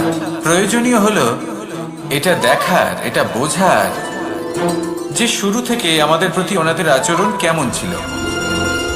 ওনাদের কঠোর হওয়ার পেছনে ওনাদের ভালোবাসাটা বোঝার চেষ্টা করুন, ওনাদের চিন্তাটা বোঝার চেষ্টা করুন, ওনাদের পথপ্রদর্শনের আড়ালে আপনার ভবিষ্যতের জন্য যে পরিকল্পনা ওনারা করেছেন সেটা বোঝার চেষ্টা করুন।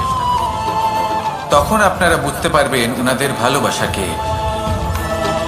আপনার মনের মধ্যে আপনা থেকেই ওনাদের প্রতি সম্মান জেগে উঠবে। নিজের পিতা এবং নিজের গুরু এই দুজনের প্রতি কৃতজ্ঞতা প্রকাশ করুন আর আমার সাথে ভালোবেসে বলুন, রাধা রাধা।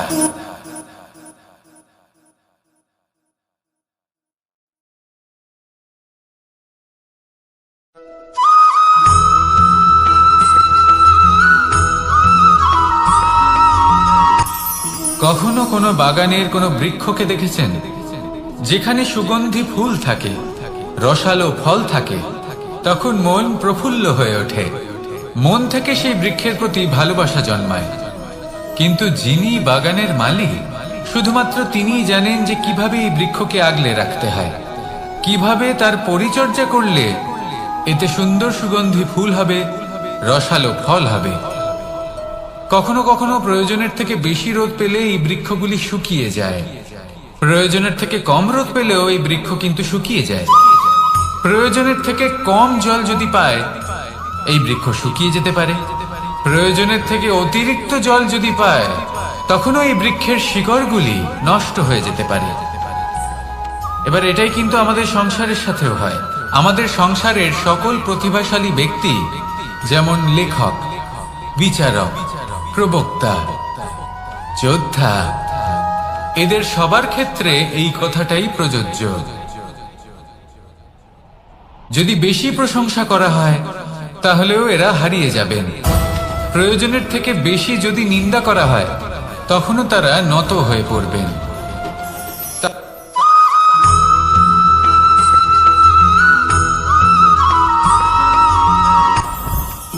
জীবনে কিছু শেখা অত্যন্ত গুরুত্বপূর্ণ। এবার কি কি শিখতে হবে সেই সব শেখানোর জন্য অনেক শিক্ষক রয়েছেন, কিন্তু কি শিখবেন না আর কি করবেন না এটা আমাদের নিজের অভিজ্ঞতা দিয়ে শিখতে হয়। কিন্তু তার মানে এটা নয় যে যদি আপনাকে শিখতে হয় যে আগুনের তাপ কতটা, আপনাকে আগুনের মধ্যে হাত দিতে হবে। না, অন্য কারোর অভিজ্ঞতা দ্বারাও শিখতে পারেন। প্রশ্ন শুধুমাত্র একটাই যে আপনি কি শিখতে চান নাকি চান না। যদি আপনি এটাই ভাবেন যে আমি শুধুই নিজের অভিজ্ঞতা দ্বারাই শিখতে চাই, তাহলে জীবনকাল ছোট মনে হবে, অনেক কিছুই শিখতে পারবেন না। তাই নিজের সাথে সাথে বড়দের অভিজ্ঞতা দ্বারাও শেখা শুরু করে দিন। এই সংসারের অভিজ্ঞতা দ্বারা শিখতে শুরু করে দিন। আর এটা নিশ্চিত রূপে শেখা আবশ্যক যে কখন কি করবেন না, কোথায় থামতে হবে আর কোথায় থামবেন না। তাহলে আসুন আর আমার সাথে ভালোবেসে বলুন, রাধা রাধা।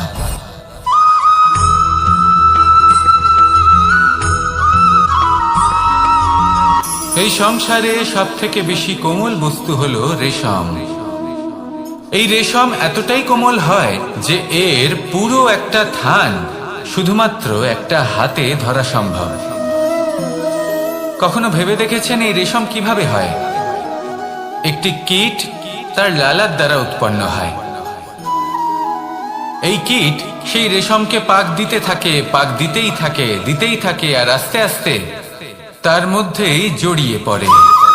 শেষে ওর এই সুন্দর অমূল্য সৃষ্টি রেশমের এই সুতো তার নির্মাণ কার্য পূর্ণ হয়, কিন্তু তাতেই ও নিজে বন্দী হয়ে যায়।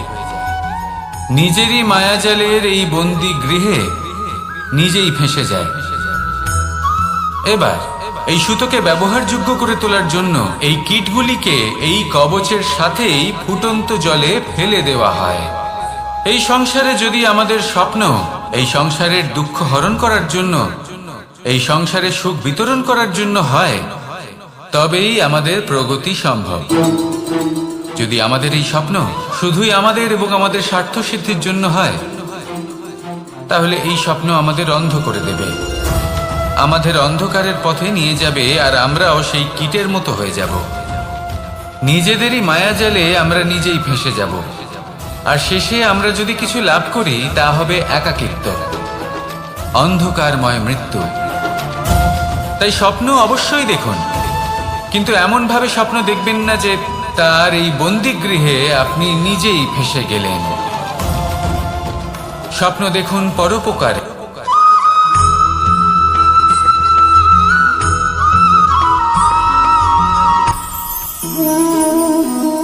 শক্তি এক অত্যন্ত বিচিত্র বস্তু, বা বলতে পারেন অনুভূতি। পিতা সবসময় চান যেন তিনি তার শক্তি পুত্রকে। আসুন আপনাকে সহজে বোঝাই। যদি আপনি সুপাত্র হন আর আপনাকে শক্তি দেওয়া হয়, তাহলে আপনি সেই শক্তির গুরুত্ব বুঝবেন, কোথায় সেই শক্তি প্রয়োগ করা উচিত সেটা বুঝবেন। আর এটা যেহেতু অর্জন করা শক্তি হবে, সেই শক্তির অপব্যবহার হবে না। কিন্তু যদি এই আপনি কুপাত্র হন আর যদি আপনাকে এই শক্তি দেওয়া হয়, তাহলে কি হবে? দেখতে গেলে এই শক্তি আপনি দান হিসেবে পেয়েছেন, তাই না আপনি এই শক্তির গুরুত্ব বুঝবেন আর না এর প্রয়োগ আপনি জানবেন। তার অপব্যবহার হওয়া সুনিশ্চিত। তাই যদি আপনি কোনো শক্তি অর্জন করতে চান, তাহলে আগে তার যোগ্য হয়ে উঠুন। পুত্র নয়, পাত্র হয়ে উঠুন। আর আমার সাথে ভালোবেসে বলুন, রাধা রাধা।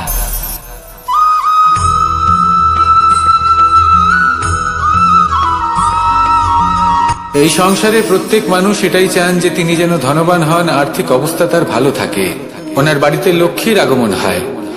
কিন্তু সেটা হবে কি করে, সেটাই হলো প্রশ্ন। কেউ বলেন যে যদি পরিশ্রম করো তাহলে ধন অর্জন সম্ভব, কেউ বলেন যে যদি বিদ্যা লাভ হয় তবেই ধন অর্জন সম্ভব, কেউ বলেন যে যদি বলশালী হও তবেই সম্পন্ন থাকবে।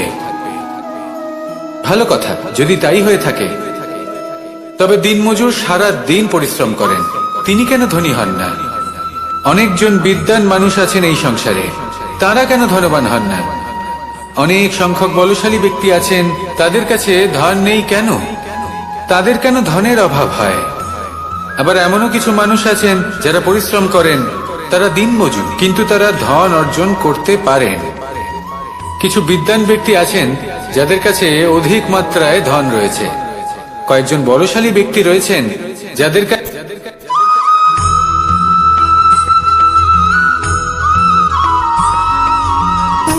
সুখ, দুঃখ এবং শক্তি, এই তিন হলো এই সংসারের ত্রিদেবের মতো। আমাদের জীবনে যা কিছু ঘটছে এই তিনটির ভিত্তির উপরেই হচ্ছে। আসলে এই সংসারের একটা নিয়ম আছে, যখনই আপনি কিছু লাভ করেন, এই সংসার আপনার পরীক্ষা নেয়।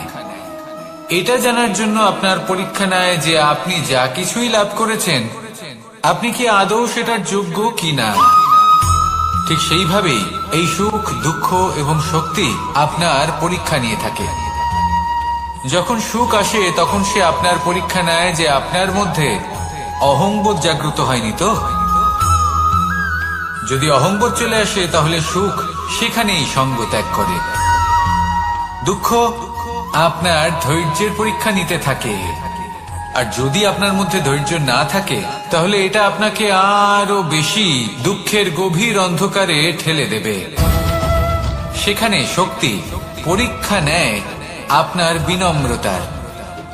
যদি আপনি বিনম্র না হন, তাহলে হয় এই শক্তি আপনার সঙ্গ ত্যাগ করবে, নয় এই শক্তি বিনম্রতার অভাবে আপনার পতনের কারণ হতে পারে। এই সংসারে যে কোনো ব্যক্তি যিনি এই পরীক্ষায় উত্তীর্ণ হয়ে থাকেন, এই জীবনে তিনি সাফল্য লাভ করেন। আসুন আমার সাথে ভালোবেসে বলুন, রাধা রাধা।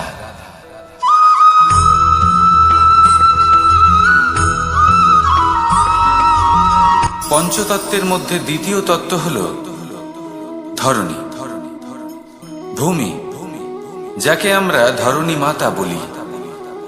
এই ধরণী ধৈর্য ধারণ করে, আর এর উপরেই আমাদের সমগ্র সংসার নির্ভরশীল। কারণ এই ভূমি সহ্য ক্ষমতা রাখে, এর সহ্য ক্ষমতা হলো অপরিসীম। সন্তান যতই আঘাত প্রদান করুক না কেন, প্রেম পূর্বক সহ্য করে, আর তার বদলে অমূল্য রত্ন প্রদান করে। সন্তান যদি হাল চালায় তাহলে তার বদলে তাকে অন্ন প্রদান করে। এটাই হলো ধরনী। এবার এর থেকে আমরা কি শিক্ষা পেতে পারি? এটাই যে কারোর জন্য কিছু করা বা কাউকে কিছু দেওয়া মনে কোনো কামনা ছাড়াই।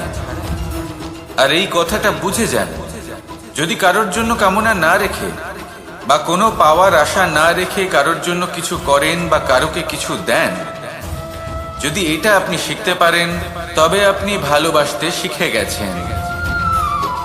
আর সেই জন্যই এই ধরিত্রীকে মাতা বলা হয়। কারণ মাতা শুধু উনি নন যিনি গর্ভে সন্তানকে ধারণ করেন, মাতা তো উনিও যিনি জীবন বাঁচতে শেখান, যিনি জীবন বাঁচার উদাহরণ প্রদান করেন। তাহলে ধরনীর থেকে এই নিঃস্বার্থ ভাব শিখুন, নিঃস্বার্থ ভালোবাসা শিখুন, আর এই ভালোবাসার সাথেই বলুন রাধা রাধা।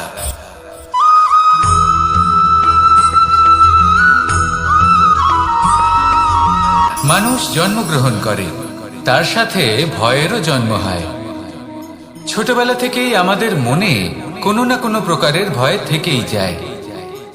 কেউ এই বিষয়ে ভয় পায় যে তার কোনো বস্তু তার থেকে দূরে চলে যাবে, কেউ এই বিষয়ে ভয় পায় যে আমি নিজেকে হারিয়ে ফেলব, কেউ এই ভেবে ভয় পায় যে আমার প্রিয়জনেরা তারা যেন আমার থেকে দূরে না চলে যায়, কেউ এই ভেবে ভয় পায় যে আমরা যেন পথ না হারিয়ে ফেলি, আদি ইত্যাদি। কিন্তু সত্যি কথা বলতে ভেবে দেখুন এই ভয় বাস্তবে কি? শুধুই একটা মনস্থিতি, আর কিছুই নয়। যা কিছু আপনি জীবনে পেয়েছেন তা একদিন আপনাকে হারাতে হবে। এই জীবন হলো আপনারই, কিন্তু তাও একদিন সমাপ্ত হবে। তাই ভয় পেয়ে কি লাভ? এই ভয় শুধু আপনাকে জীবন যাপন করা থেকে বাধা দিচ্ছে, আর কিচ্ছু নয়। পথ হারিয়ে ফেললেই বুঝতে পারবেন যে নতুন পথ কিভাবে বানাতে হয়।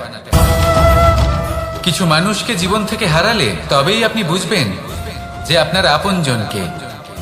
এই ভয়ের কারণে ভীত হয়ে থাকবেন না। এই তারা নক্ষত্র অন্ধকারের অভাবে গুরুত্ব হারায়। শিবকেও মহাদেব হবার জন্য বিষপান করতে হয়েছিল।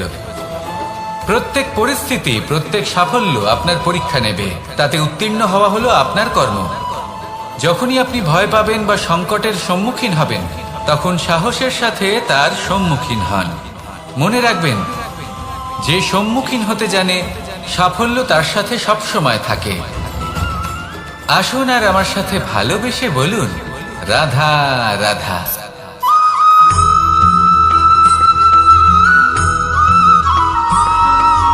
জীবনে অগ্রসর হওয়ার জন্য আমাদের কাকে প্রয়োজন হয়? মাতা পিতা, বন্ধু, প্রেম, সাহায্য, অর্থ, পরিশ্রম, আশা। ভিন্ন ভিন্ন মানুষ ভিন্ন ভিন্ন বিকল্প চয়ন করে। যদি আমি আপনাকে বলি তাহলে জয় আর পরাজয়ের মন্ত্র দুটো শব্দের উপর নির্ভর করে, মেনে নেওয়া আর দৃঢ় হওয়া। যদি মেনে নেন তাহলে হেরে যাবেন, যদি দৃঢ় হন তাহলে নিশ্চিত রূপে জয়ী হবেন। যদি কখনো আপনি ক্লান্ত হয়ে ওঠেন, আপনি দুঃখী হন, পুরোপুরি ভেঙে পড়েছেন, তখন মেনে নেবেন না যে আপনি ভেঙে পড়েছেন, নয়তো হেরে যাবেন। তখন উল্টে স্থির করবেন যে যাই হয়ে যাক না কেন আমি জয়ী হবই। আর আপনি দেখবেন যে জয় নিশ্চিত রূপে আপনার কাছেই আসবে। তাহলে এই কথা মনে রাখবেন আর আমার সাথে ভালোবেসে বলবেন রাধা রাধা।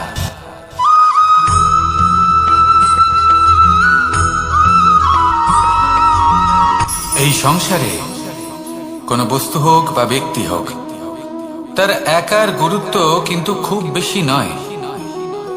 একটা উদাহরণ হিসেবে বৃষ্টির ফোঁটাকে ভেবে দেখুন। যদি একটি বৃষ্টির ফোঁটা হয় তাহলে তার খুব বেশি গুরুত্ব থাকে না, কিন্তু যখন সহস্র বৃষ্টির ফোঁটা মেঘের মধ্যে দিয়ে ঝরে পড়ে, তখন সেটা বর্ষার রূপ ধারণ করে। সেই বর্ষা যা এই প্রকৃতিকে শান্ত করে। সেইভাবেই পাথরের ছোট টুকরো তার খুব বেশি গুরুত্ব থাকে না, কিন্তু যখন অসংখ্য পাথরের টুকরো একত্রিত হয় তখন তা পর্বতের আকার ধারণ করে।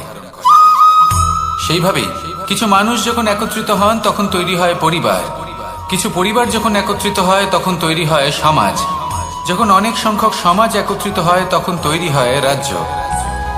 এবার এই রাজ্যের সব থেকে গুরুত্বপূর্ণ ব্যক্তি হতে পারেন রাজা, কিন্তু তাও সেই রাজা একা কিছু করতে পারেন না।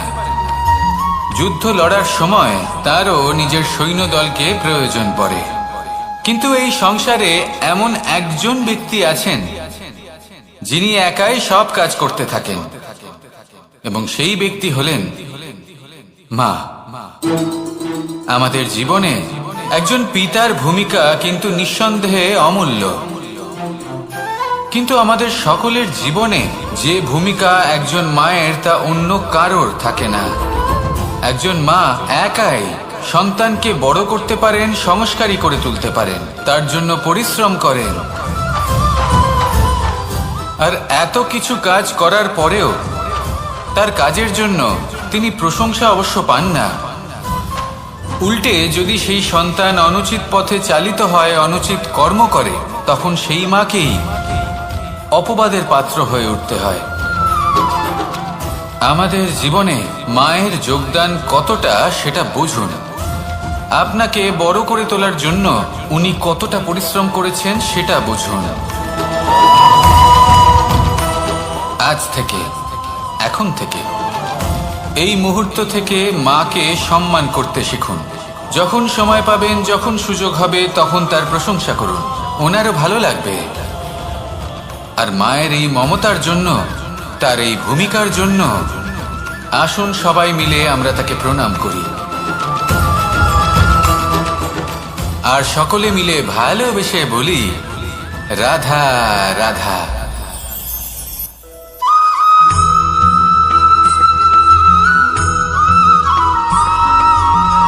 এই সংসারের সব থেকে গুরুত্বপূর্ণ তত্ত্ব কোনটা? প্রথম হলো সময়। জন্ম থেকে মৃত্যু পর্যন্ত এই যে সময়, এটাই তো হলো জীবন। দ্বিতীয় হলো জীবন, যাতে আমরা সময়ের সদ্ব্যবহার করি, শ্রেষ্ঠ থেকে শ্রেষ্ঠতর কাজ করার চেষ্টা করি। বহু বছরের এই পরম্পরা, এই সংস্কৃতিকে এগিয়ে নিয়ে যাওয়ার চেষ্টা করি। এই সংসারে আমরা অংশগ্রহণ করতে চেষ্টা করি। তৃতীয় হলো ধন, সেই ধন যা প্রত্যেক ব্যক্তি অর্জন করতে চেষ্টা করেন। এবার এই তিনটি তত্ত্বের মধ্যে একটা সামঞ্জস্য আছে, সমান ব্যাপার আছে। সে ধনই হোক বা সময় হোক বা হোক জীবন। আর সেই সমান ব্যাপার হলো যে যদি আপনি এটা গণনা করতে থাকেন তাহলে তা কমতে থাকে, যদি আপনি এটা ব্যবহার করেন তাহলে তা বাড়তে থাকে।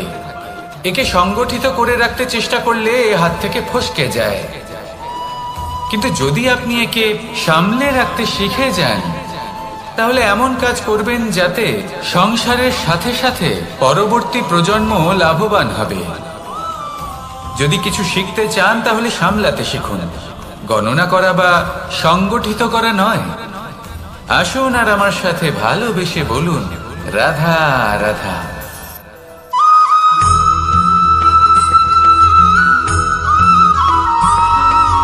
কথায় আছে প্রত্যেক পুত্র তার পিতার প্রতিচ্ছবি হয়, আর সমস্ত প্রতিচ্ছবি চায় যেন সে তার অস্তিত্ব প্রাপ্ত করতে পারে। পুত্র চায় সে যেন তার পিতার মতো হয় বা কখনো কখনো তার থেকেও শ্রেষ্ঠ হয়। সেটা কোনো অনুচিত ব্যাপার নয়। অনুচিত তখন হয় যখন পুত্র নিজের পিতার মতো হবার স্বপ্ন পূরণ করতে গিয়ে বা তার থেকেও শ্রেষ্ঠ হওয়ার স্বপ্ন পূরণে অনুচিত পথের আশ্রয় নেয়। কারণ তারপরে সে তার পিতার গুণগুলি আত্মসাৎ করতে চায় না। সে শুধুই এটা চায় যে সংসারের চোখে যেন আমি শ্রেষ্ঠ প্রমাণিত হই। এটা অনুচিত। সংসারে এমন অনেক মানুষ আছেন যারা এই কারণে শ্রেষ্ঠ হওয়ার চেষ্টা করেন যাতে তার পরিবারের, তার পিতার সম্মান বৃদ্ধি পায়। এমনও মানুষ থাকেন, আর এটাই হলো পার্থক্য উদ্দেশ্যের। মনে রাখবেন, যদি আপনার উদ্দেশ্য শুভ হয় তাহলে পথও শুভ হবে, যদি আপনার উদ্দেশ্য অশুভ হয় তাহলে পথও অশুভ হবে। তাহলে নিজের পিতার মতো হবার চেষ্টা অবশ্যই করুন, তার থেকেও শ্রেষ্ঠ হওয়ার চেষ্টা অবশ্যই করুন, কিন্তু মনে রাখবেন আপনার সংকল্প আর আপনার উদ্দেশ্য এই দুই শুভ হওয়া উচিত। তাহলে আসুন আর আমার সাথে ভালোবেসে বলুন, রাধা রাধা।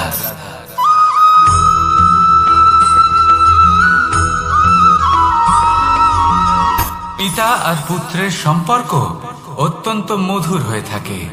পিতা স্বপ্ন দেখেন, তাকে পূর্ণ করার সকল সম্ভাব্য চেষ্টা করেন, কিন্তু তাও অনেক সময় ওনার স্বপ্ন অপূর্ণ থেকে যায়।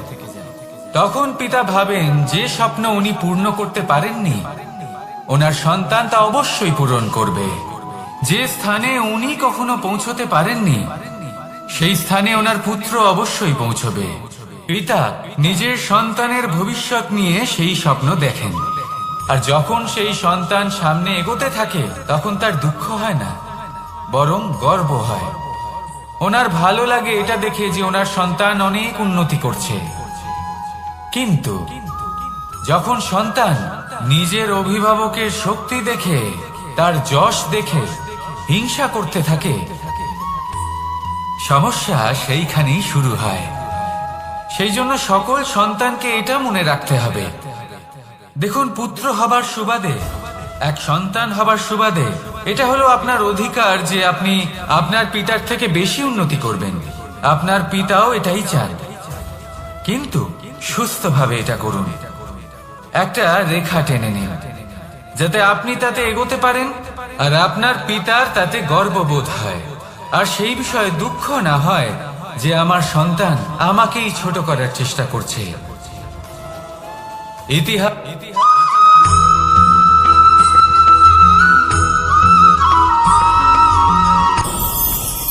ভয়ের সাথে আমরা সবাই পরিচিত, কষ্ট আমরা সবাই পেয়েছি। কখনো কখনো আমরা অসুস্থ হয়ে পড়ি, আর এমন সময় হলে মাতার মমতা, কখনো বাবার স্নেহ, কখনো বন্ধুদের পাশে থাকার অনুভূতি আমাদের রোগ নিরাময়ে সাহায্য করে। কখনো যদি আমরা নিরাশ হয়ে পড়ি, তখন যদি আমাদের কোনো আপনজন আমাদের দুটো ভালো কথা বলে, তখন আমাদের মনোবল বেড়ে যায়। ঠিক তেমন সংসারের এই রঙ্গমঞ্চে যদি আপনি পীড়িত অনুভব করেন, কিছু শুভ কথা আলোচনা করুন, কিছু স্তুতি গান করুন, কিছু মুহূর্তের জন্য হলেও নিজের ইষ্টদেবের কথা স্মরণ করুন আর প্রার্থনা করুন। সাহস বাড়বে, শক্তিও বৃদ্ধি পাবে এবং সামনে এগিয়ে চলার পথও দেখতে পাবেন। তখন এই মন প্রসন্ন হয়ে বলবে, রাধা রাধা।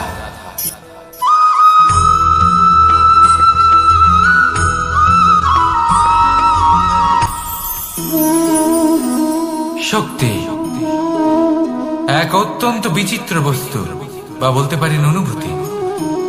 পিতা সবসময় চান যেন তিনি তার শক্তি পুত্রকে। আসুন আপনাকে সহজে বোঝাই, যদি আপনি সুপাত্র হন আর আপনাকে শক্তি দেওয়া হয়, তাহলে আপনি সেই শক্তির গুরুত্ব বুঝবেন, কোথায় সেই শক্তি প্রয়োগ করা উচিত সেটা বুঝবেন। আর এটা যেহেতু অর্জন করা শক্তি হবে, সেই শক্তির অপব্যবহার হবে না। কিন্তু যদি এই আপনি কুপাত্র হন আর যদি আপনাকে এই শক্তি দেওয়া হয়, তাহলে কি হবে?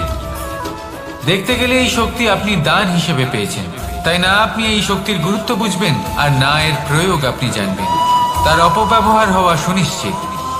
তাই যদি আপনি কোনো শক্তি অর্জন করতে চান, তাহলে আগে তার যোগ্য হয়ে উঠুন, পুত্র নয় পাত্র হয়ে উঠুন। আর আমার সাথে ভালোবেসে বলুন, রাধা রাধা।